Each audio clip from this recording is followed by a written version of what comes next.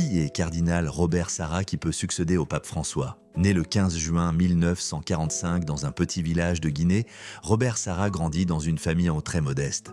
Très jeune, il ressent l'appel de Dieu et entre au séminaire à l'âge de 11 ans. Son parcours spirituel le mène jusqu'à Rome, puis à Jérusalem, où il approfondit sa formation théologique. À seulement 34 ans, il devient archevêque de Conakry, nommé par le pape Jean-Paul II. En pleine dictature marxiste, il fait preuve d'un courage exceptionnel défendant l'Église face à la répression, tout en restant un homme de paix. Un cardinal influent à Rome. En 2001, il est appelé à Rome par le pape Jean-Paul II. Il devient ensuite préfet de la congrégation pour le culte divin sous le pape François. C'est à ce poste qu'il se fait vraiment connaître sur la scène internationale. Il défend une vision forte, claire, traditionnelle de la foi catholique. Pour lui, la liturgie n'est pas un spectacle. C'est une rencontre sacrée avec Dieu. Il propose même de revenir à la célébration vers l'Orient, le prêtre tourné vers Dieu. Un homme qui divise?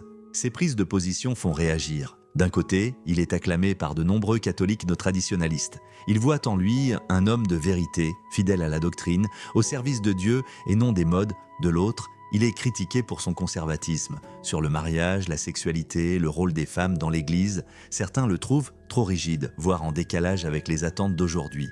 Et s'il devenait pape? Et si le cardinal Sarra devenait le successeur du pape François? Son élection marquerait un tournant, un retour assumé à la tradition, à une église plus verticale, moins influencée par le monde moderne. Il insisterait sur la prière, le silence, l'adoration, la vérité. Mais il devrait aussi gouverner une église mondiale traversée par des attentes très différentes selon les continents. Robert Sarra, un homme de prière, de conviction, de feu intérieur. Figure prophétique pour les uns, figure de rupture pour les autres. L'avenir nous dira s'il portera un jour la tiare pontificale.